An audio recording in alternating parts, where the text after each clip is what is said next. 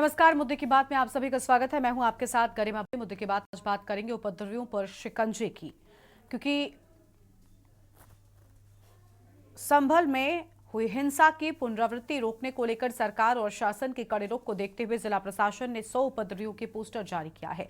Poster के आधार पर बवाल करने वालों की धरपकड़ करते हुए कानून के हवाले किया। साथ ही क्षति की भरपाई कराने के लिए हिंसा में हुए नुकसान का आकलन भी कराया जा रहा है। और सबसे बड़ी बात यह है कि प्रशासन दोषियों पर राजस्व का तामल करने पर भी गंभीरता से विचार कर रहा है।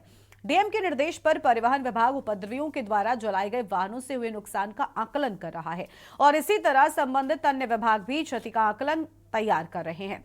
इसके लिए जिलाधिकारी ने बाकायदा टीम गठित की है। बताया जा रहा है कि प्रशासन उपद्रवियों के पोस्टर जारी करने में जल्दबाजी नहीं करना चाहता है और इसीलिए नकाबपोश बलवायु के पोस्टर जारी करने से पहले अधिकारी पूरी तरह मुतमईन हो लेना चाहते हैं, जिससे आगे चलकर कोर्ट में प्रशासन व पुलिस को कटघरे में न खड़ा किया जा सके। और इसीलिए प्रशासन के बवालियों की सूचना देने के जन सहयोग लेने के लिए जानकारी देने वालों को नाम की गोपनीयता बनाए रखने का आश्वासन भी रहा है।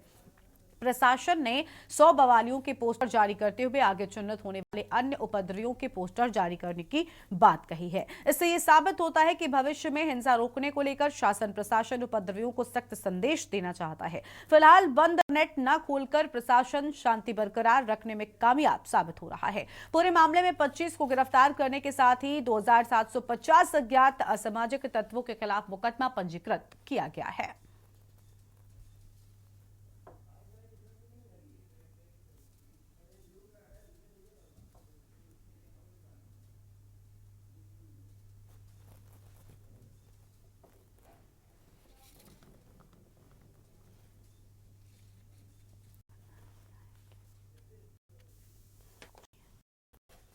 उपद्रवियों की सूचना देने वालों की गोपनीयता बनी रहेगी। इस पूरे मामले में अब सरकार सख्त नजर आ रही है। संभल हिंसा की पुनरावृत्ति रोकने की भी यहां पर पूरी खास तौर पर तैयारी नजर आ रही है। प्रशासन पूरी तरीके से यहां पर अलर्ट है। 100 उपद्रवियों के पोस्टर प्रशासन जारी कर चुका है।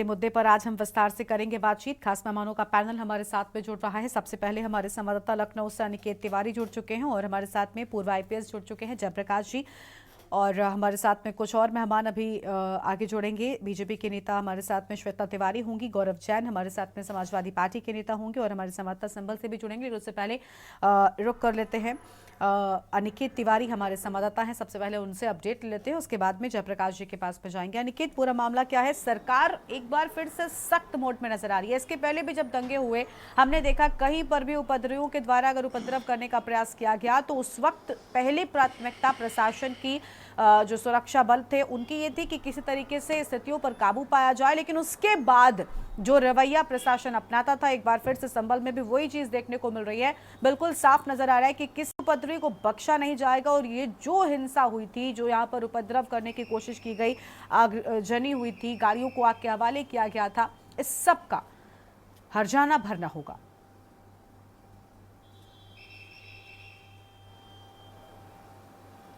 बिल्कुल, देखिए गरिमा, अगर बात करें संभल की हिंसा की तो निश्चित तौर पर इस पूरे मामले को लेकर प्रदेश सरकार हो या फिर उत्तर प्रदेश में कानून व्यवस्था की अगर बात हो तो कहीं ना कहीं सवाल जरूर खड़ा हुआ, क्योंकि साफ तौर पर जिस तरह से उपद्रव हुआ, बड़ी आगजनी देखने को मिली और भारी जो नुकसान हुआ इस पूरे घटनाक्रम में, उसकी क्षति का आकलन तो किया जा रहा है। इसके साथ ही जो भी इसके पीछे के जो लोग हैं, चाहे वो नकाबपोश लोग हों या फिर जिनके चेहरे सामने निकल कर आए हैं, उन सभी लोगों को अब उनकी शिनाख्त की जा रही है, उन्हें चिन्हित किया जा रहा है। और साफ तौर पर अगर बात करें प्रदेश सरकार की या फिर सूबे के मुख्यमंत्री योगी आदित्यनाथ की गरिमा, तो उन्होंने साफ ये निर्देश पहले ही जारी कर दिया कि जो भी लोग इस पूरे घटनाक्रम के पीछे हैं, जो भी उपद्रवी इस पूरे घटनाक्रम में शामिल थे, उन पर सख्त कार्रवाई की जाएगी। और हालांकि उन सभी लोगों का चिन्हीकरण भी कर लिया गया और पोस्टर भी जारी कर दिए गए। और अगर बात करें तो अब तक इस पूरे मामले में लगभग 200 लोगों की गिरफ्तारी भी गरिमा हो चुकी है और बड़ी संख्या में अन्य लोग भी अभी सामने आ सकते हैं। हालांकि अगर बात करें तो प्रशासन पूरी तरह से सख्त है और अभी फिलहाल के अगर वर्तमान की अगर हम हालात स्थिति की अगर बात करें गरिमा, तो फिलहाल संभल की जो हालात हैं वो अभी सामान्य हो चुके हैं। इंटरनेट सेवा जो है वो बहाल कर दी गई है। हाँ, ये ज़रूर है कि मस्जिद के आसपास का जो इलाका है उसको फिलहाल अभी बंद कर रखा गया है ताकि किसी प्रकार की हिंसा वहाँ पर ना भड़के। हालांकि अगर बात करें प्रशासन की, तो जैसा कि मैंने बताया कि लगातार प्रशासन अब ऐसे लोगों की शिनाख्त कर रहा है, चिन्हित कर रहा है उनको, जो लोग इस पूरे उपद्रव में शामिल थे। लेकिन साफ तौर पर कहना कि इस पूरे हिंसा को लेकर जिस तरह से प्रशासन पर सवाल खड़ा हो रहा है, कहना कि पुलिस अगर बात करें तो लोकल जो पुलिस प्रशासन जो फोर्स है उस पर कहने का सवाल निशान जरूर लगातार खड़ा होता नजर आ रहा है। और इस पूरे मामले की गरिमा बात करें तो कहीं ना कहीं जो राजनीतिकरण है वो भी साफ तौर पर देखने को मिल रहा है। अगर हम बात करें समाजवादी पार्टी के राष्ट्रीय अध्यक्ष अखिलेश यादव की, तो उन्होंने अभी कुछ देर पहले ही अपने फेसबुक पेज पर उन्होंने एक फोटो लगाई। उस फोटो को के नीचे कैप्शन उन्होंने दिया, उस कैप्शन में लिखा है कि ये जो लोग हैं जो जय श्री राम को जो नारे लगा रहे हैं, इन पर कार्रवाई कब होगी। तो हालांकि इस पूरे मामले पर कहने के राजनीतिकरण जरूर हो रहा है, लेकिन अगर बात करें गरिमा प्रदेश सरकार की या फिर सूबे के मुख्यमंत्री योगी आदित्यनाथ की, तो उन्होंने साफ निर्देश दे दिए कि जो भी लोग इस पूरे घटनाक्रम के पीछे हैं, जो भी उपद्रवी, जो भी दंगाई इस पूरे मामले में शामिल थे, उनको चिन्हीकरण उनका किया जाए और सख्त से सख्त पूरी कार्रवाई इस पूरे मामले पर की जाए। गरिमा, बिल्कुल ठीक है, आपके पास मानिकेत लौटेंगे। हमारे साथ में और मेहमान हैं जयप्रकाश जी, हमारे साथ में हैं, पूर्व आईपीएस अधिकारी हैं, उनसे हम और चीज़ों को लेकर विस्तार से बातचीत करें। लेकिन उससे पहले सीधा दर्शकों को दिल्ली लेकर चलते हैं, जहां पर अरविंद केजरीवाल प्रेस कॉन्फ्रेंस में क्या कुछ कह रहे हैं, उनको सुन लेते हैं पहले। और ये एक मैंने कई बिजनेसमैन से बात की, ट्रेंड बन गया है। पिछले एक साल में रिकॉर्डेड 160 एक्सटॉर्शन की कॉल्स आई हैं। जो जिन लोगों ने, जब एक्सटॉर्शन की कॉल आती है किसी के पास, तो वो कहते हैं इतने इतने पैसे दे दे, नहीं तो तेरे फलाने फलाने को, घर के आदमी को मार देंगे, इसको किडनैप कर लेंगे, और अगर पुलिस को बताया तो देख लेना। 70-80% लोग तो रिपोर्ट ही नहीं करते पुलिस में, बताते ही नहीं है पुलिस को, डर के मारे, और वो पैसे दे देते हैं ताकि उनको सुरक्षित रहें। तो 160 कॉल तो पुलिस के रिकॉर्ड में है, पता नहीं कितनी कॉल्स ऐसी हैं जो लोगों को आ रहे हैं और लोग बता नहीं रहे। तो हर रोज पता नहीं कितनी एक्सटॉर्शन कॉल्स दिल्ली के अंदर आ रही हैं। और ये एक्सटॉर्शन कॉल्स क्या है? एक व्यापारी को विदेश के नंबर से एक्सटॉर्शन कॉल आती है, उसको कहा जाता है कि इतने पैसे दे दे, नहीं तो तेरे को ये कर देंगे, वो कर देंगे। अगर वो नहीं सुनता तो थोड़े दिन के बाद फिर उसके दिखाने के लिए कि वो सुरक्षित है, उसकी दुकान के ऊपर कोई मोटरसाइकिल पे शूट आउट करने के लिए, गोली चलाने के लिए 2 लोगों को भेज दिया जाता है ताकि वो डर के मारे पैसे दे दे। ये इतनी आम बात हो गई है कि दिल्ली से बिजनेसमैन दिल्ली छोड़ छोड़ के आस पड़ोस के राज्यों में जा रहे हैं। बिजनेस करना दिल्ली के अंदर एक बहुत बड़ा गुनाह बनता जा रहा है। महिलाएं असुरक्षित हैं। महिलाओं को, छोटी छोटी बच्चियों के साथ उनकी किडनैपिंग करके उनको रेप कर दिया जाता है, उनको मर्डर कर दिया जाता है। ईव टीजिंग की, मंचलों की घटनाएं मेट्रो के अंदर और बस के अंदर सफर करना दूभर होता जा रहा है। और ये सारी घटनाएं घट रही हैं अमित शाह जी के घर के चंद किलोमीटर के अंदर। अमित शाह जी जो कि देश के गृह मंत्री हैं, दिल्ली सीधे उनके अंडर में आती है, दिल्ली की कानून व्यवस्था उनको मेंटेन करनी है। वो अपने घर के 20 किलोमीटर के दायरे को सुरक्षित नहीं रख पा रहे, तो फिर वो कैसे देश चलाएंगे, कैसे देश के अंदर कानून व्यवस्था लागू करेंगे? मैं आपको कुछ उदाहरण देता हूं। 23 नवंबर को गोविंदपुरी में किरणपाल नाम की पुलिस कांस्टेबल, पुलिस वाले भी सुरक्षित नहीं है, जिन्हें हमें सुरक्षा देनी है वो खुद ही सुरक्षित नहीं है। किरणपाल नाम की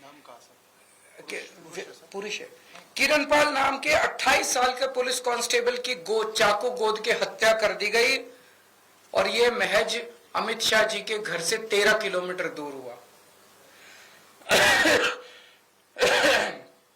31 अक्टूबर को फर्श बाजार, वहां पे गैंग वॉर में 2 लोगों की मौत हो गई दिवाली वाली रात को, और ये महज 14.5 किलोमीटर, अमित शाह जी के घर से 14.5 किलोमीटर दूर हुआ।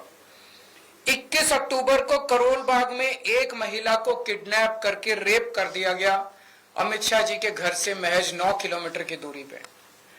14 सितंबर को ग्रेटर कैलाश में 35 साल के एक जिम के मालिक को गोली मार के 2 मोटरसाइकिल वालों ने गोली मार के उसके मर्डर कर दिया, महज 9.5 किलोमीटर अमित शाह जी के घर से दूरी है उनकी। अमित शाह जी से मैं पूछना चाहता हूं, ये हो क्या रहा है? क्या आप मानते हैं कि आपसे दिल्ली नहीं संभल रही है? और दिल्ली के लोग अब सुरक्षा के लिए किसके पास जाएं? महिलाओं से पूछना चाहता हूं, मैं अपनी दिल्ली की मां, बहनें, बेटियां, उनसे सबसे पूछना चाहता हूं, क्या आप सुरक्षित महसूस करते हो अपने आप को जब घर से बाहर निकलते हो? लक्ष्मी नगर की महिलाएं, पटपड़गंज की महिलाएं, ग्रेटर कैलाश की महिलाएं, जनकपुरी की महिलाएं, कोई भी पूरे दिल्ली में कोई भी महिला अपने आप को सुरक्षित महसूस करती है, चाहे मेट्रो में जाएं चाहे बस में जाएं। 7 बजे के बाद अगर बेटी घर ना लौटे तो माँ बाप को चिंता हो जाती है, पता नहीं सुरक्षित होगी कि नहीं होगी। ये हमारा शहर है और हमारे शहर के किसी कोने हम खुद सुरक्षित महसूस नहीं कर रहे हैं। और बहुत सारे केसेस हैं, बड़ी लंबी लिस्ट है मेरे पास और आपके पास भी होगी। 11 अक्टूबर को साय काले खान 10 किलोमीटर दूर है अमित शाह जी के घर से, वहां एक 34 साल की महिला के साथ गैंगरेप किया गया और वो अर्धमूर्छित अवस्था के अंदर पाई गई। 12 सितंबर को बेगमपुर में 3 साल की बच्ची को किडनैप करके सेक्सुअली असॉल्ट किया गया, मात्र 8 किलोमीटर अमित शाह जी के घर से। 8 अगस्त को 30,000 कोर्ट के अंदर एक वकील ने 21 साल की एक महिला का कोर्ट के अपने चेंबर में बलात्कार कर दिया, 10 किलोमीटर अमित शाह जी के घर से। एक में 9 साल की बच्ची का रेप करके मर्डर किया, मात्र 9 अमित शाह जी के घर से। इन लोगों ने नारा दिया बेटी पढ़ाओ बेटी बचाओ। बेटी को पढ़ाने की जिम्मेदारी हमारी थी, हमने बेटी को पढ़ाया। बेटी को पढ़ाने की जिम्मेदारी आपकी थी, आपने बेटी को बचाया नहीं, आप बेटी को बचाने में नाकाम रहे।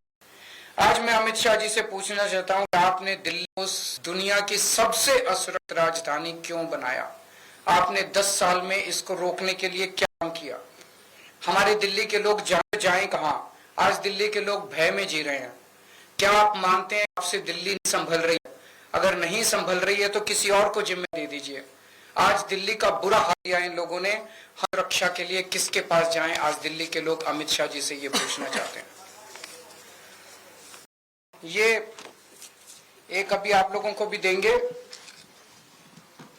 ये क्या है दिल्ली का, ये अमित शाह जी का घर है और इस घर से आप देखेंगे 15 किलोमीटर दूर शादरा गैंगरेप केस, 16 किलोमीटर दूर 100 crore fraud bye Chinese national, 9 kilometre दूर एक डॉक्टर को रॉब करके उसका मर्डर कर दिया गया, 6 किलोमीटर दूर आईटीओ गैंगरेप केस, 15 किलोमीटर दूर doctor killed by a teenager. उनके घर से मात्र 15 से 20 किलोमीटर दूर की दूरी के इतने मर्डर और रेप और इतने फिरौतियों के कॉल्स आ रहे हैं।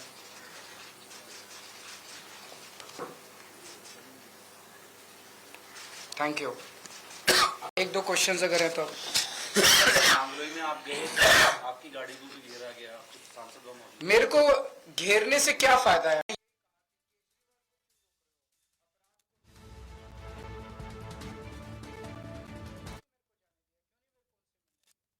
प्रेस कॉन्फ्रेंस में अहम बातें कही गई हैं। एक छोटे से ब्रेक के लिए यहां पर रुकते हैं, फौरन लौटेंगे। आप देख रहे हैं के न्यूज, खबरों का सारथी।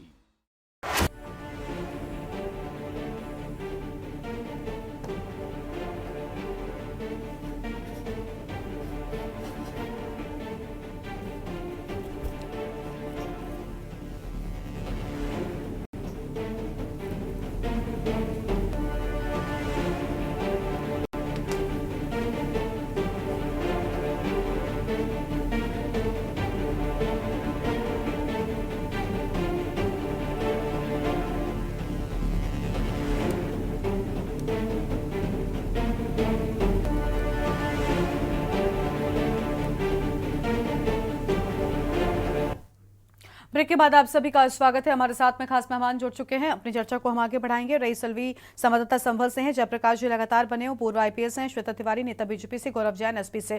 सबसे पहले जयप्रकाश जी का रुख करेंगे। जयप्रकाश जी, यहाँ पर सरकार की ओर से जो सख्त आदेश दिया गया है और पोस्टर जारी कर कहीं ना कहीं जो संदेश देने की कोशिश की गई, क्या लग रहा है आपको आने वाले वक्त में इससे एक नजीर पेश होगी? और जो लोग भी, कोई भी मामला हो, कभी भी कोई अगर बवाल या टकराव जैसी स्थितियां होती हैं तो लोग उपद्रव पर उतर आते हैं, और वो हमने संभल में देखा भी किस तरीके से न जाने कितनी गाड़ियां आग के हवाले कर दी गई, घरों से, लोगों की छतों पर से गोलियां चली जिसमें 2 लोगों की जान चली गई थी। ये तस्वीरें उपद्रवियों की वजह से ही उत्पन्न हुई थी, क्योंकि मुद्दा कोई भी था उस पर बातचीत से भी संभव थी कि चीजों को ठीक किया जाता, लेकिन उपद्रवियों ने उपद्रव किया और अब सरकार पोस्टर जारी कर ये बता रही है कि बख्शा किसी को नहीं जाएगा। नहीं, देखिए, ये बहुत अच्छी बात है कि यदि फोटो से या वीडियो से किसी को पहचान करके उसके खिलाफ कार्रवाई होती है तो यह एक पारदर्शी प्रक्रिया है। इससे किसी को उंगली उठाने का मौका नहीं मिलेगा, किसी निर्दोष आदमी के खिलाफ कार्रवाई होगी। वीडियो फुटेज और फोटो एक ऐसा एविडेंस है जिसको झुठलाया नहीं जा सकता है। इसलिए जो लोग इसके दायरे में आएंगे वो भी किसी से शिकायत नहीं कर सकते कि वहां मौके पर मौजूद नहीं थे या उनने ऐसी कोई कार्रवाई नहीं की जो कानून विरोधी हो। तो ये बहुत अच्छी बात है कि पुलिस ने ऐसी प्रक्रिया अपनाई है जो किसी को उंगली उठाने का अवसर नहीं देगी। ये पुलिस की जिम्मेदारी है कि वो जो इन्वेस्टिगेशन करे वो एकदम पारदर्शी हो और निष्पक्ष हो। तो पोस्टर के पहचान करके, लोगों से पहचान करा करके, सही व्यक्ति की पहचान करके उसे जेल भेजना एक जिम्मेदार पुलिस का काम है। ये बहुत अच्छी बात है।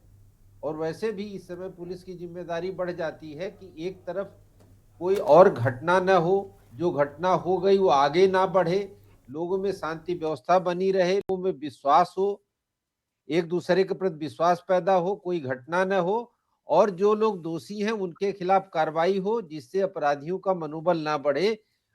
और यदि पुलिस ने वीडियो के आधार पर पहचान करके लोगों को जेल भेजा है तो निश्चित रूप से जो लोग जहां से भी अरेस्टिंग हो रही होगी उस क्षेत्र में भी लोगों को पुलिस पर विश्वास बढ़ रहा होगा। बिल्कुल बिल्कुल सर, आपके पास में लौटेंगे। और बिल्कुल ठीक बात कही आपने कि अगर ऐसी कार्रवाई होगी तो पुलिस पर विश्वास भी बढ़ेगा और साथ कानून का राज का सबसे ज्यादा जरूरी है। चलिए, और मेहमान है उनका रुख कर लेते हैं। श्वेता तिवारी हैं भारतीय जी, स्थितियां हुई, उनको पुलिस संभाला, माफ कीजिएगा, श्वेता दुबे जी हमारे साथ में है।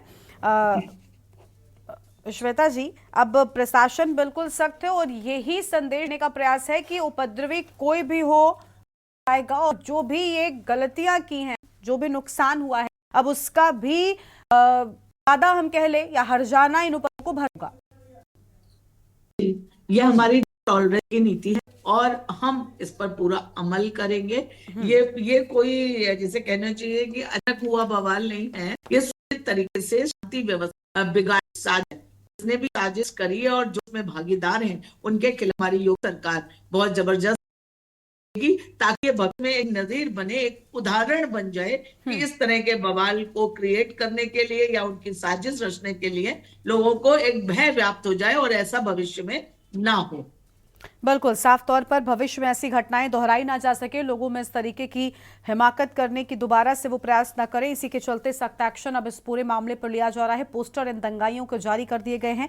हमारे साथ में समाजवादी पार्टी के नेता गौरव जैन साहब भी हैं, उनका रुख कर लेते हैं। बहुत स्वागत सर आपका भी। सर, ठीक है जो स्थितियां हुई, लेकिन क्या सरकार के इस एक्शन से समाजवादी पार्टी खुश नजर आ रही है? और अगर नहीं तो क्या दिक्कत है? क्योंकि इन दंगाइयों पर तो एक्शन होना चाहिए ना सर। उपद्रव हुआ, 2 लोगों की जान चली गई थी, न जाने कितने का नुकसान हो गया, तस्वीरें हम सब ने देखी थी। देखिए, मुख्य बात यह है कि उपद्रव हुआ ही क्यों।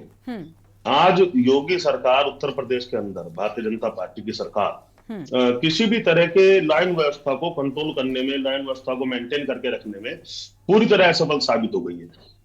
आप बहराइच की बात कर ले या आप संभल की बात कर ले, बहराइच में जिन भाजपा के नेताओं पर दंगा कराने को लेकर विधायक ने मुकदमा कराया था, उस मुकदमे में क्या हुआ, उन दंगाइयों क्या हुआ, उनमें से कितने लोगों इधर बुलडोजर चले, कितनों को अरेस्ट किया गया, कितनों के ऊपर कार्रवाई की गई, कितनों से आगजनी की वसूली की गई, कोई नहीं जानता। हम तक इस तरह की कोई जानकारी किसी भी माध्यम से अभी तक नहीं आई।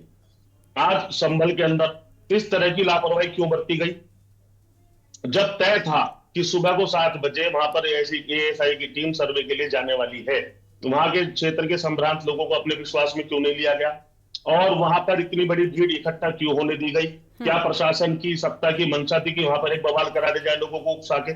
फिर जब एएसआई की टीम के साथ वीडियो हमने देखे सोशल मीडिया के माध्यम से कि बहुत सारे लोग उनके साथ ऐसे थे जो धार्मिक नारे लगाकर दूसरे भीड़ को उकसाने का काम कर रहे थे, ऐसा क्यों होने दिया गया? जबकि पुलिस उनके साथ साथ चल रही थी, पुलिस ने उन लोगों को रोकना काम क्यों नहीं किया? कहीं ना कहीं सरकार की मंशा पे सवाल है। और हमें तो ये ऐसा महसूस होता है कि 2024 में उत्तर प्रदेश में जो जनमत भारतीय जनता पार्टी के खिलाफ आया है, कहीं ना कहीं उससे घबरा के हो सकता है कि सत्ता के द्वारा प्रायोजित षड्यंत्र हो और इन दंगों को जानबूझ के, इस बवाल को जानबूझ के होने दिया गया। ठीक है, ठीक है, चलिए आपके पास में लौटेंगे। रईस अलवी की आवाज नहीं मिल पा रही है फिलहाल, ठीक है, और मेहमान हमारे साथ में हैं। जयप्रकाश जी, एक बार फिर से आपके पास में आना चाहेंगे। देखिए, राजनीतिक दलों की चर्चा एक तरफ, लेकिन सर क्या लग रहा है कि क्या अगर इन हालातों को पहले रोका गया होता, और जिस तरीके से पोस्टर जारी किए जा रहे हैं फिलहाल एक के बाद एक 100 से ज्यादा लोगों के पोस्टर जारी कर दिए गए हैं, कहीं जल्दबाजी तो नहीं? हालांकि पुलिस पहले ही कह रही है कि हम कुछ ऐसे भी लोग थे जिन्हें नकाब पहन रखा था, तो हम चाहते हैं कि पहले उनके बारे में हमें पूरी जानकारी मिल जाए, ताकि आगे चलकर कटघरे में पुलिस महकमे को तो कम से कम ना खड़ा होना पड़े। और साथ ही साथ लोगों से भी ये कहा है कि अगर आप जानकारी देते हैं तो आपकी जो गोपनीयता है वो बनाई रखी जाएगी। क्या लग रहा है, क्या इससे लोग आगे आएंगे और ऐसे लोगों के बारे में जानकारी साझा करेंगे, और क्या ये पुलिस का ठीक कदम है?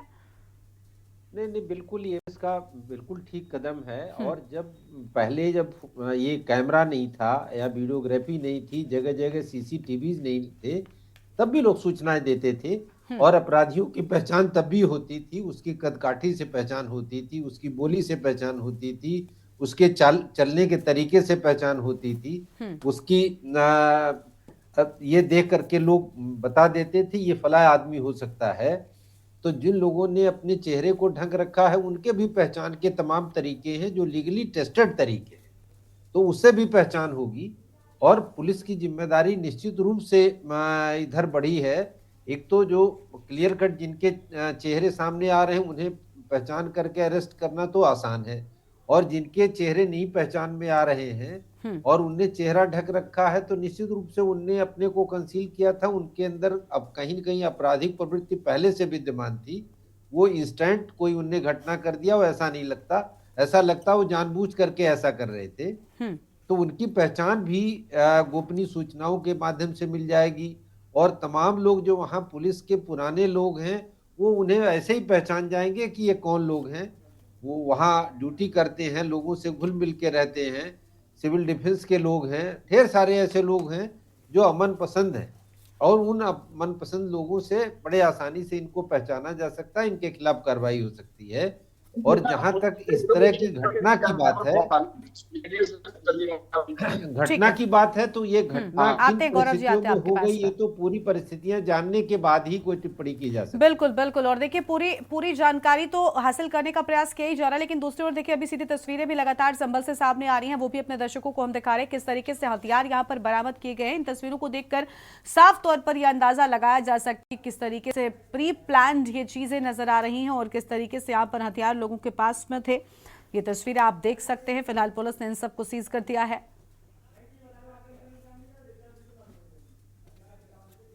और गौरव जैन जी कुछ कह रहे थे। गौरव जी, देखिए तस्वीरें सामने आ रही हैं, किस तरीके से हथियार बरामद किए गए। इन तस्वीरों को देखकर नहीं लगता कि उपद्रवियों ने तैयारी पहले से कर रखी थी? बिल्कुल ठीक कह रहे हैं आप कि इस बात की भी जांच होनी चाहिए कि आखिर ये जो बवाल हुआ ये क्यों हुआ, वो एक अलग मुद्दा है, लेकिन अगर कोई भी घटना घटी है तो उस घटना में जिन लोगों ने उस घटना को और ज्यादा बड़ा बनाने का प्रयास किया, क्या उन पर एक्शन नहीं होना चाहिए? नहीं, ये बात कोई नहीं कह रहा एक्शन नहीं होना चाहिए, लेकिन देखिए अगर ऐसा होगा ना कि आगे दौड़ पीछे छोड़, तो इस तरह की घटनाओं पर रोकथाम लगानी मुश्किल हो जाएगी। बहुत बड़ी घटना है, बहुत गंभीर घटना है, लोग मारे गए, 5 लोगों की मृत्यु वहां पे हुई है, गोली लगने से मृत्यु हुई है। वो किसकी गोली थी? हमने भी देखा पुलिस का एक अधिकारी का वीडियो सोशल मीडिया पे चल रहा है जो सीधा पिस्टल करके लोगों की तरफ फायरिंग कर रहा है। उसको फायरिंग का आदेश किसने दिया? गोली चलाने की मजबूरी पहले बहुत सारे स्टेप पत्थरबाजी का वीडियो नहीं देखा आपने? पत्थरबाजी का पूरा बोलने वालों के ऊपर पत्थर चलाने का वीडियो नहीं देखा आपने? बहन एक सेकंड, नहीं भाई साहब सुन लीजिए, गलत बात मत बोलिए आप बैठकर एकदम। श्वेता जी सुन लीजिए, पूरा बोलने दीजिए, उसके बाद आप बोल लीजिएगा, फिर आप बोल लीजिएगा ना, मेरी बात पूरी आप ले लीजिए। हाँ बोलिए सब बोलिए। एक तरफा सत्य की कुनीतियों पर पर्दा डालने का प्रयास मत किया कीजिए। देखिए 5 लोगों की जान गई है, वो भी किसी के बच्चे थे, किसी का परिवार थे। वहां पर पुलिस के लोग सीधे गोली चलाते हुए दिखाई दिए। क्या पुलिस ने गोली चलाने से पहले के जो कदम होते हैं, आवश्यक कदम होते हैं पुलिस फोर्स के लिए ऐसे बवाल को कंट्रोल करने के लिए, क्या वो कदम पुलिस द्वारा उठाए गए? क्या पुलिस ने पहले लाठीचार्ज, पानी की बौछार, उसके अलावा सब किया गया, राजनीतिक फायदा मत उठाइए किसी भी घटना का, सब किया गया है। सरकार की सफलताओं में पर्दा डालने का प्रयास ना करो, मेरी बात पूरी हो जाने दो। श्वेता जी प्लीज, और सर गौरव जी थोड़ा सा प्लीज आप लोग भी आपस में बात कीजिए। मेरा पॉइंट नहीं आएगा तो फिर बात कैसे? हाँ सर बोलिए, जल्दी से कंप्लीट कीजिए। श्वेता जी हो गया। वहां पर लाठीचार्ज हुआ हो, पानी की बौछार हुई हो, रबड़ की गोलियां चलाई गई हो, क्या कदम पुलिस ने वहां पर उठाए? पहली नाकामी वहां के डीएम की, वहां के एसएसपी की, वहां के प्रशासन की, कि वो जान ही नहीं पाए वहां पर माहौल कितना खराब हो चुका है। दूसरी नाकामी, पुलिस वहां पर भीड़ को इकट्ठा होने से नहीं रोक पाई। तीसरी नाकामी कि कुछ उपद्रवी, हो सकता है भारतीय जनता पार्टी कार्यकर्ता रहे हो, कुछ उपद्रवी एएसआई के लोगों के साथ वहां पर किनारे लगा रहे थे भीड़ को उकसाने के लिए। इन तीनों बातों को इग्नोर कर दिया गया। क्यों इग्नोर कर दिया गया? इनकी जांच क्यों नहीं होनी चाहिए? चौथी बात, वहां पर सिविक, चलिए ठीक है, श्वेता जी को जल्दी से सुन लेते हैं सर, प्लीज थोड़ा सा श्वेता जी को आप सुन लीजिए, वक्त कम है। श्वेता जी बोलिए, जल्दी से बोलिए। सर जांच होनी चाहिए, मैंने पहले ही कहा कि वो एक अलग मुद्दा है, बवाल किस बात पर हुआ वो एक अलग मुद्दा है, लेकिन अभी जो बवाल हुआ, क्या उस पर जिन लोगों ने बवाल किया, उपद्रव किया, उन पर एक्शन नहीं होना चाहिए? अब जब उस पर हो रहा है तो आपको दिक्कत है, राजनीति फिर करनी है, ठीक है। सरकार की नियत पर सवाल, हाँ, सरकार की नियत वो एक अलग मुद्दा है सर, फिलहाल इन उपद्रवियों की बात हम कर रहे हैं, दंगाइयों की बात कर लिए, हो गया। श्वेता जी जल्दी से बोलिए, वक्त बहुत कम। इन बातों पर ध्यान दिया जाएगा, इस तरह की घटनाओं को नहीं होगी। लगातार बोलेंगे गौरव जी आवाज मिल रही है आपको? गौरव जी आप सुन पा रहे हैं? प्लीज अब शांत हो जाइए, हो गया अब। हाँ सर, अब प्लीज शांत हो जाइए। श्वेता जी जल्दी से। जरूरी है बहन। हाँ सर सुन लिया, आपका सवाल ले लिया गया, आप राजनीति करने बैठे हैं। श्वेता जी बोलिए, जल्दी बोलिए सर।